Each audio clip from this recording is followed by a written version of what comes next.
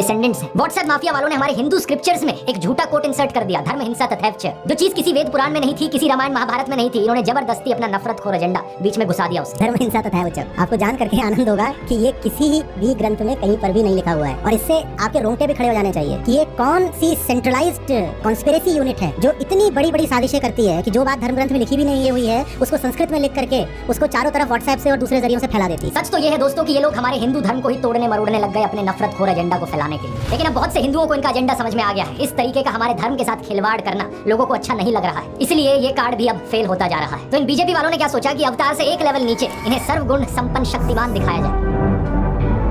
क्या सीन है, क्या सीन है। लेकिन किसी को यहाँ शक्तिमान बनाने का सबसे आसान तरीका है कि दूसरी साइड वाले की इमेज नीचे गिराओ। इसलिए इनके आईटी सेल ने राहुल गांधी को पप्पू बना दिया। व्हाट्सएप पर इनकी आधी अधूरी क्लिप्स तोड़ मरोड़ के दिखाई जाने लगी कि जैसे राहुल गांधी में तो कोई समझ ही नहीं है, वो तो बिल्कुल बेवकूफ इंसान है। लेकिन सच्चाई ये है कि पिछले 10 साल में पीएम मोदी ने एक भी प्रेस कॉन्फ्रेंस नहीं करी, कोई अनस्क्रिप्टेड इंटरव्यू नहीं किया, जबकि राहुल गांधी ने दिल्ली यूनिवर्सिटी से लेकर हार्वर्ड यूनिवर्सिटी तक लेक्चर दिए हैं, लोगों से ढेर सारी हर साल 2 साल अनस्क्रिप्टेड इंटरैक्शंस की हैं। ये बात सही है कि उनकी कुछ फनी क्लिप्स जरूर है जहां उनके मुंह से कुछ उलट पुलट निकल गया। This morning I got up at night. लेकिन ऐसी क्लिप्स तो नरेंद्र मोदी की भी बहुत है। तीसरा कहा था विमेन डेवलपमेंट की मैंने बात कही थी। कब गई?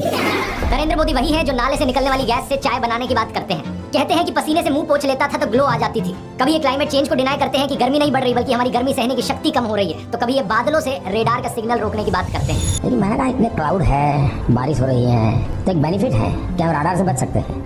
एक तो जानते नहीं है, ऊपर से अहंकार इतना कि अपने अज्ञान का भी एहसास नहीं। एक दफा मोदी दूसरे देश में गए थे, वहाँ भारत का राष्ट्रीय गान चल रहा था और ये बीच में ही चलने लगे। ऐसी गलती किसी से भी हो सकती है, लेकिन बात मैं यहाँ पर ये बताना चाह रहा हूँ कि प्रधानमंत्री मोदी की भी फनी क्लिप्स बहुत सारी हैं। दूसरों को पप्पू बोलने से पहले अपनी क्लिप्स पर नजर डाल लो।